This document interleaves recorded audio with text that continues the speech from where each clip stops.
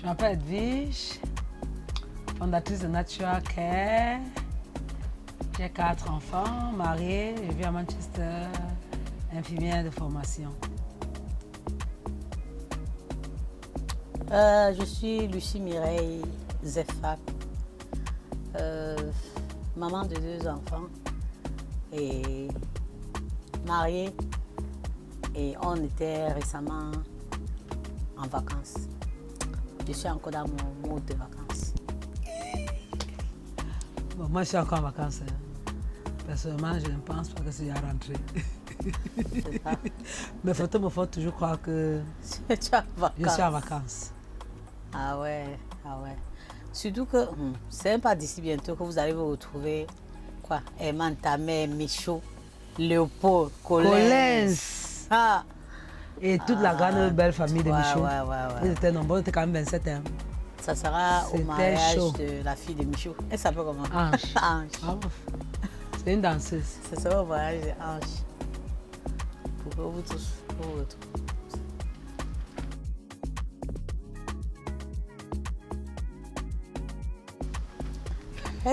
La personne qui est partie avec Heavy Suitcase, elle raté son Heavy Suitcase. Je peux déjà dire que je suis revenue avec des heavier suitcases parce que j'ai fait fort moi-même. Je ne peux pas imaginer que revenir du Canada devait être autant stressant comme revenir du Cameroun. J'avais tellement de kilos. Quand mon mari m'a demandé que tu as la balance, je lui ai dit que je pense que j'en ai besoin. Il me dit visiblement. Ok. C'était chaud. Ouais. C'est ça le problème. Surtout avec... en tout cas, même si on me donne combien de kilos, ça va me suffire. J'aurais toujours combien de kilos. Et j'ai overpack. C'est déjà ça. En rentrant, c'est quand je suis revenue que j'ai dit que waouh, je pouvais faire 1 mois. Hein. Et je porte un habit chaque jour. Et les chaussures. Non, j'avais même prévu. Et les sacs. 2 habits chaque jour, mais c'était même impossible de le faire parce que comme je savais qu'il fait chaud en cette période en Turquie, mais je n'avais pas imaginé le degré de chaleur. C'est qu'il fait qu'il y avait des choses, beaucoup de choses qu'on ne pouvait même pas essayer de porter. Et surtout que dans cette ville, tout le monde marche nu.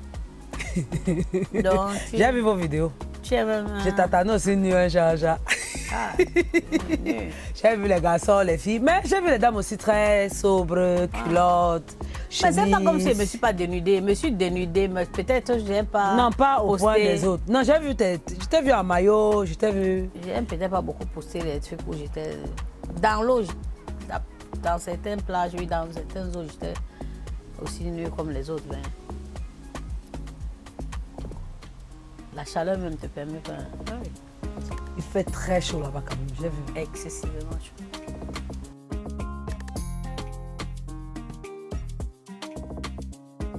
Moi, particulièrement, je ne peux même pas oublier ces vacances-ci parce que jusqu'ici, je n'avais jamais fait holiday que holiday.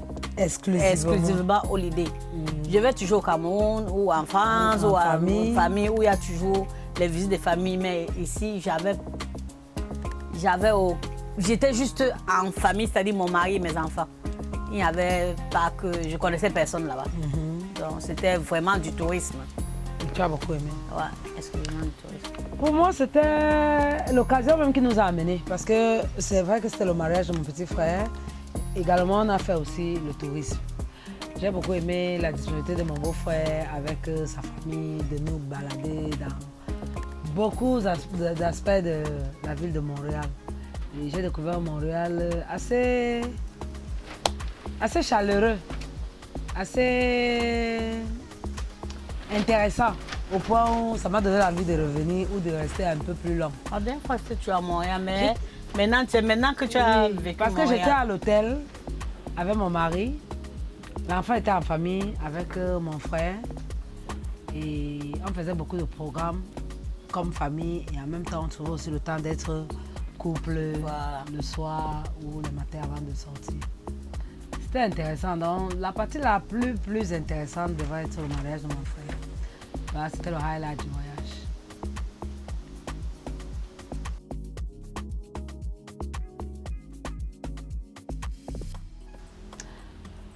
Pour moi, je vais commencer, pour le cas de Canada particulièrement, c'est d'avoir la voiture. Chercher à louer une voiture ou d'avoir des gens qui peuvent vous conduire. Parce que bien sûr qu'il y a le transport en public, les trains, les métros, mais les déplacements qu'on a faits, j'ai remarqué que c'est un pays très vaste géographiquement. Et on a visité assez d'endroits. On est allé à Ottawa en 2 heures, aller-retour 4 heures. Et on n'a pas ressenti 4 heures de voyage parce que quand tu démarres, on avait notre voiture. Et même à Ottawa, on a visité le Parlement, on a visité la bibliothèque, on a visité beaucoup de choses. Et j'ai eu l'impression que j'étais à Londres. J'ai ressenti l'influence anglaise à Ottawa. Donc c'est très important d'avoir son moyen de locomotion et de s'habiller léger. Si c'est la saison entre mai déjà jusqu'à août, ne même pas prévoir un petit pull. Justement, c'est ce que je conseillerais à quelqu'un qui s'en va à Mamaris. Je ne sais pas si toute l'année c'est comme ça à Mamaris, mais je pense. Il ne faut même pas, je n'avais même pas besoin de tous ces kilos, franchement. Il y a beaucoup de choses, même les chaussures, je n'ai pas eu l'occasion de porter ni les vêtements. Déjà, les gens sont dénudés à un point. Et ce n'est pas parce qu'ils veulent marcher nu, non. Bon, déjà, c'est une ville entièrement touristique. Il n'y a que, tu te crois à Londres ou à Manchester, dans la rue, c'est hello love, hello hi. On se reconnaît directement que voilà.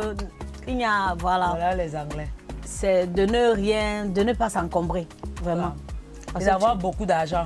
Voilà. Un autre type sur le Canada, c'est que les affaires sont 70% plus moins chères qu'en Angleterre, que ce soit ceux qui aiment les magasins spécialisés, non-name, que ce soit ceux qui aiment les noms, les marques de renom. Parce qu'ils ont, comme nous aussi également, on a des outlets, mais quand tu compares le prix de leur outlet au prix de nos outlets, on est toujours 80% plus cher. Donc, en ce sens, c'est un bon investissement pour ceux qui aiment choper. Les habits d'enfants, les habits pour les amis, tout ça, c'est moins cher.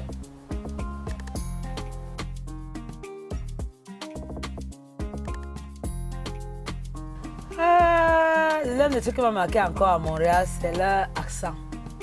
Leur français québécois, j'étais toujours en train de demander qu'il dit quoi. Même pour jouer avec mes beignets, c'était toujours que Michou, elle a dit que quoi? Parce que j'ai l'impression que c'est le français que je comprends bien, mais j'étais toujours en train d'avoir besoin d'aide. Et j'étais très concentrée, je ne pouvais pas me détendre en famille quand il fallait causer avec les enfants parce que leur accent québécois n'est pas évident pour moi. Il y a un exemple, quelque chose que j'ai beaucoup retenu, que je veux partager avec vous, c'est qu'ils appellent l'embouteillage là-bas, guess what? Tu ne peux pas imaginer achalandage. Donc, pour moi, c'est les marchandises. Exactement. Quand quelqu'un te dit qu'il y a beaucoup d'achalandage, c'est-à-dire qu'il y a beaucoup d'embouteillages. Wow. Évidemment, la voiture, on ne dit pas l'auto. Mon frère dit généralement l'auto et je me dis que ça, c'est le français québécois. Mais il dit ça parce que c'est qu'il pense que je vais bien comprendre. En vérité, c'est char. La voiture. Le char de guerre. Donc moi, j'ai fait un phrase, tu vois, hey, il y a un gars ici. On dit mon char, c'est pour dire que la voiture. Ma voiture. Donc il y a ce carrément. Très, très hospitalier aussi. Très gentil. L'hôtel, le personnel était fabuleux. Donc c'est ça quoi. Vraiment, j'étais tellement satisfaite. Les Turcs sont très, très hospitaliers. Bon, c'est des bons commerçants. Donc, je crois que ça vient avec ça. Ouais, le marketing est un peu très flirt. Oui. Même au travail ici, non? Ouais. Tu as l'impression qu'ils sont toujours en train d'être too much on your face. Yeah. Je trouvais ça toujours bizarre. Voilà. Il va te parler des détails que tu trouves que... Il flotte un peu trop, voilà. Oui. Ça, définitivement, j'ai agree. Les Turcs sont très audacieux. Pour dire que si toi aussi tu es trop friendly, voilà. very soon on peut vous confondre comme un couple alors que ça ne fait pas 5 minutes que vous êtes rencontrés. Voilà. Les Canadiens sont réservés, hein. Ils sont réservés, mais ma famille a fait la remarque là-bas que c'est clair que je suis étrangère. Parce qu'ils me disaient que sur le trottoir, si je suis par exemple sur le trottoir et un Canadien vient, même si je ne suis pas en Isoué comme ici, je dois m'ajuster pour qu'il pense qu'il peut passer. Hey. Donc quand les gens sont en train de venir, c'est ce genre de body language qu'ils look out for. Et quand moi je vois que je ne suis pas... je suis sur mon frère, je ne suis pas sur ta route, passe comme tu veux. Tu es que combien?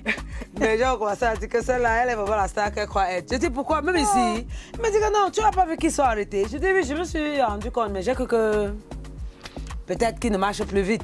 Il m'a dit que non, c'est parce qu'ils attendaient que je m'ajuste. Et c'est là qu'ils m'ont expliqué que généralement, et les trottoirs sont grands, contrairement et ils font ici. ça pour trop se saluer. Parce qu'ils veulent te laisser your own space. Tu vois, les blancs avec la politesse aussi. Ils ne savent pas quoi au Cameroun, on dit que, hé, dégage.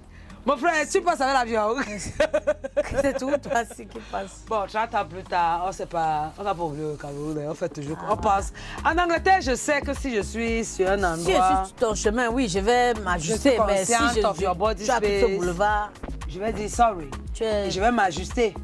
Mais eux, ils espèrent que tu t'ajustes parce que tu les as vus venir. Je dis automatiquement, ils me disent, Et ça, c'était même dans les ruelles résidentielles. Ah. Pour dire que c'était pas au centre-ville. On apprend tous les jours. Oui, oui. J'ai beaucoup appris.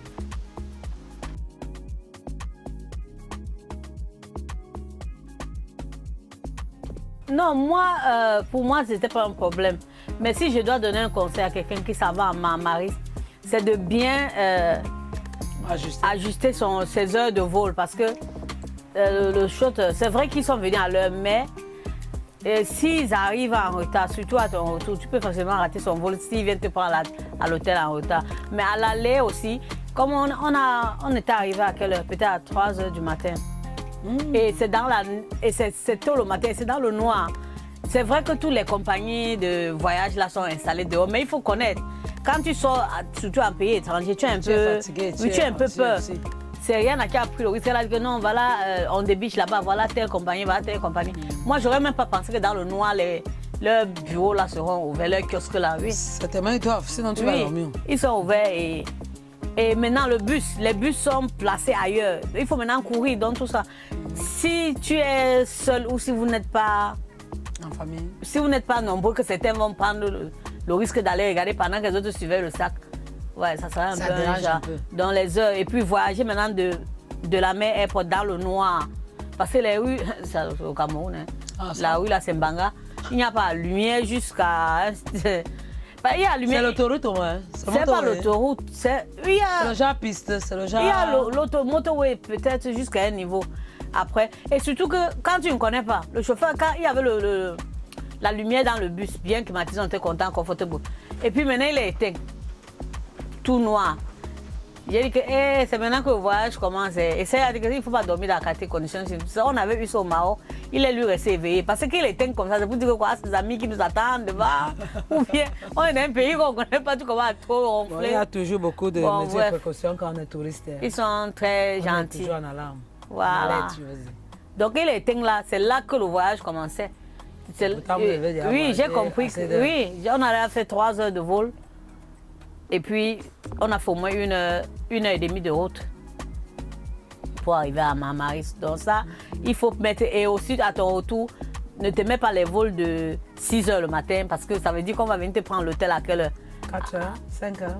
Ce sera plus tôt que ça. Hein. Si tu as un vol à 6 heures, que tu dois avoir voyagé 2 heures pour prendre le vol, ça veut dire... tu risques de dormir à l'aéroport. Voilà. Ouais. Ça, il faut savoir. Ouais. L'un des challenges que je peux dire pour mon récent voyage au Canada, je n'ai vraiment pas trouvé de challenge en tant que tel. Je sais, j'avais déjà une idée pour être partie avant. C'était surtout aussi de savoir les distractions, les lieux pour les touristes. La longueur du voyage pour le Canada même le vol est déjà très long déjà. Ça, c'est un challenge pour moi. Tu sais, bon, quand tu es prévenu, on va se voir au Cameroun. Quand on participe pour aller au Cameroun, c'est à moins 8 heures, 12 heures, 10 heures, dépendant des temps d'attente. Mais le vol est trop long et le challenge cette fois-ci était qu'on a pris Air Transat. Et Air Transat, vraiment, je pense que si j'appelle Rihanna Lopez, c'est que je ne sais pas comment elle va appeler Air Transat. Rihanna Standard encore, Rihanna Standard encore a lot better. Alors? Donc je n'ai pas aimé, on n'a pas aimé. On a même pensé que s'il faut augmenter un 500 pounds la prochaine fois pour prendre... Ah ouais, c'est ce que les enfants ont su. Parce que la compagnie turque, c'était pas... Son Express.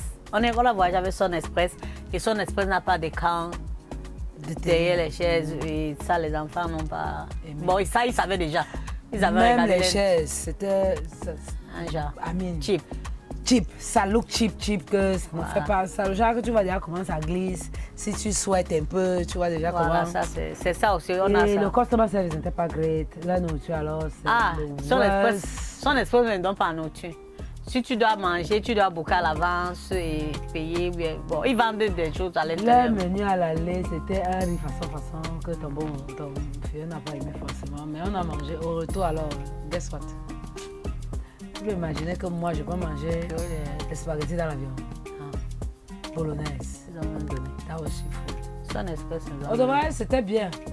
La nourriture québécoise même, c'est comme la plupart des nourritures des blancs. C'est les pommes, c'est les patates, c'est les fruits, c'est les... Par contre, les steak. Turcs, ils font très bien à manger. Ouais. Un petit truc, bon, c'est un petit truc. Lui, là, Ouais. lui, là, le menu, non. Ouais, il peut pas bien. Il s'est épicé, c'est comme nous. Comme nos épis. Ouais, même quand tu demandes le piment, ils vont pas te donner ton piment. Mais ce qui te donne leur piment là, Pique. ça pique aussi. Assez. Ouais. Non, c'est ça.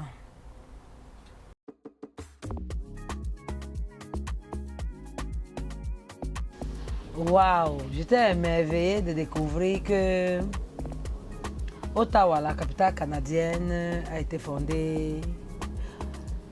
Bref, on est allé visiter le Parlement à Ottawa. Et là-bas, ils expliquaient toute l'histoire du Canada. Les 11 qui ont créé le Canada. Similaire un peu tout l'arnaque de Christophe voilà. Colomb, pour ceux qui pensent que c'est l'arnaque. Qui était là pour le voir Et découvrir. l'histoire de comment le Canada a été construit, comment le Parlement a été brûlé et comment depuis ces années, les difficultés qu'ils ont au Canada aussi, c'était similaire à ici. Hein. Ils ont beaucoup de problèmes de mental health psychiatrique, ils ont la pauvreté, des familles qui ne parviennent pas à vivre décemment. Et c'était enrichissant dans le sens que on a l'idée que l'Amérique du Nord est OK. Bref, il y a la pauvreté partout, ce n'est pas un secret. Mais peut-être vivant en Angleterre, j'imaginais la pauvreté un peu au-dessus de la pauvreté anglaise. Ah.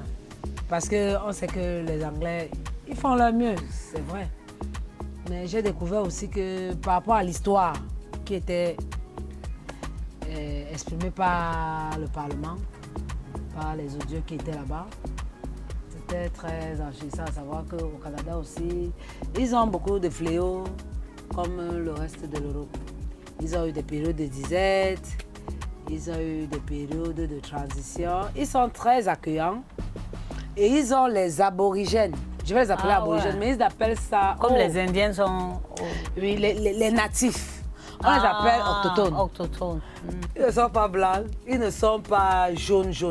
Ils font un peu comme les pygmées, comme les Amérindiens quand on lisait l'histoire de l'Asie. Et eux, ils ne payent pas les taxes. Eux, ils ont droit à tout.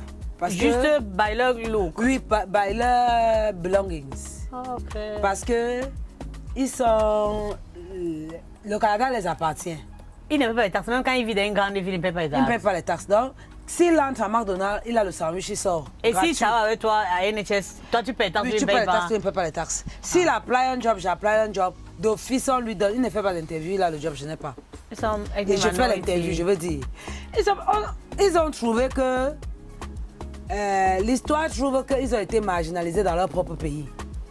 Bon, maintenant, eux, ils sont venus pour être là-bas dans leur propre pays et ils ne sont pas blancs. Ils ne sont pas... Quand tu les regardes par rapport aux blancs canadiens, tu as même envie de croire que peut-être ce sont les Philippiens d'une façon mixée. Il y a un gros mélange quand même culturel qui se voit à travers leur peau. Et ils sont en bordure de route.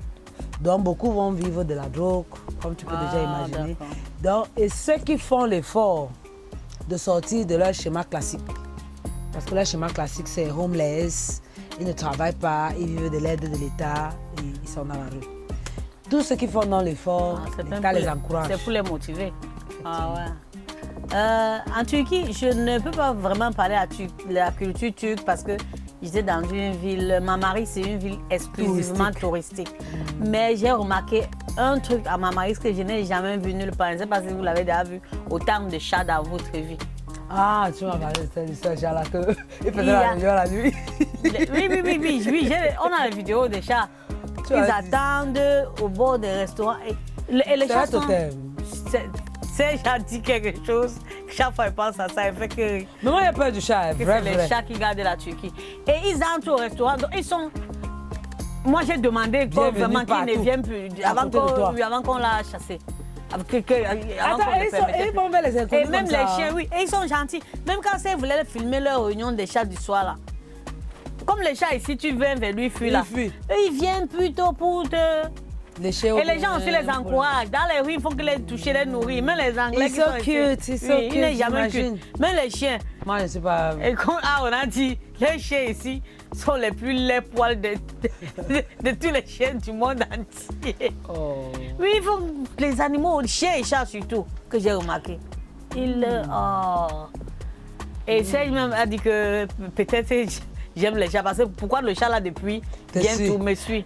On m'a dit que quand tu n'aimes pas les animaux saignent ça. C'est pour ça que quand je vais quelque part où il y a le chien, il y a beaucoup de chances que ce chien là va me mordre ou qu'il m'attaque. C'est ça. Parce que le regard de bienvenue qu'il me donne, il ne reçoit pas de retour et du coup il se sent... J'ai parlé pour les chiens là, au travail, on a dit qu'on va me référer, non, mais au moins attendant le référent. Non, j'ai dit que... C'est ma fille, Yana, qui a dit que tu vas aller au référent là. J'ai dit qu'elle ne veut pas partir, pourquoi? Référent de quoi? Que tu n'as pas de chien? Et puis quand on me référer, chien, donc quoi? J'ai dit qu'il faut qu'on me traite bien, il faut qu'on me mette dans une salle pleine de chiens. J'ai dit que... Lui n'a pas de chien? Il me fait comme s'il n'a pas peur, non? Ma collègue qui t'a parlé d'elle là. Il y a eu un instant encore récemment avec l'histoire du chien que j'ai dit que je n'entre pas. Au moins, on ne me donne plus les visites des chiens. Les chiens étaient en loose. Moi, je n'aime même pas que je vienne, tu mets ton chien, oui. Et c'est ça le problème, parce que quand j'ai dit, ce qui m'a fait dire que je ne veux plus les chiens, c'est parce que j'appelle pour dire qu'on mette les chiens away et c'est devenu un problème. Voilà. Voilà, bon. Et la semaine là, elle m'a dit que ça faisait exactement un mois comme son mari off-sick. Et tu imagines un homme que il avait bloqué le chien là comme ça, mais il a quand même mangé toute la partie ici. Il m'a dit qu'il a 3 mois off-sick. Tu vois ça.